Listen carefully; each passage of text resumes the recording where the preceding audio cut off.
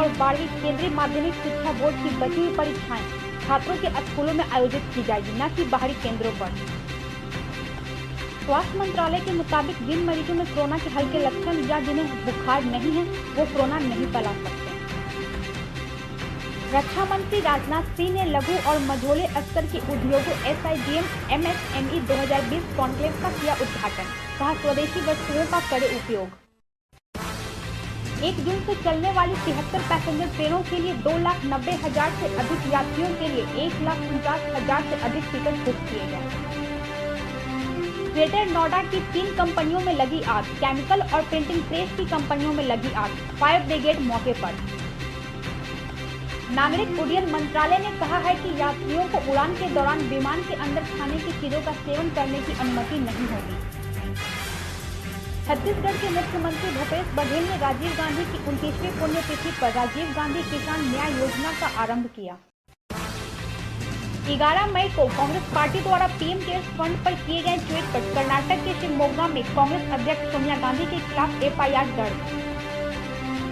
NDRF के महानिदेशक SM प्रधान ने कहा है कि अम्फान तूफान से पश्चिम बंगाल में हुआ है ज्यादा नुकसान, राहत कार्यों में तेजी। कोलकाता में अम्फान तूफान के कारण शहर के कई हिस्सों में भरा पानी, एयरपोर्ट का बड़ा हिस्सा भी डूबा।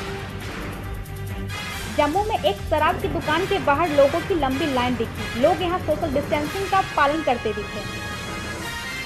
गौतम बुद्ध नगर जिला प्रशासन ने कंटेनमेंट जोन को श्रेणी 1 और श्रेणी 2 में विभाजित करके सूची जारी की। मुख्यमंत्री योगी आदित्यनाथ ने 31,000 से अधिक स्वयं सहायता समूहों को 219 करोड़ का रिवॉल्विंग फंड ऑनलाइन ट्रांसफर किया।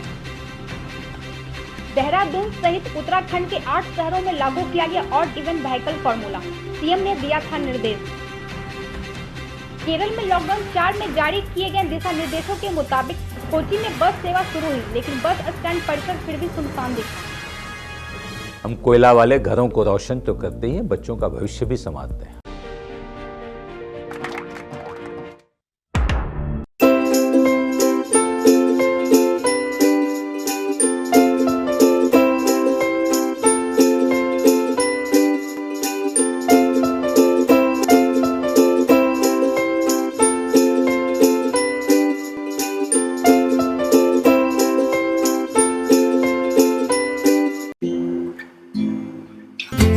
अच्छा लगता है जब सब कोई अंदर रहता है।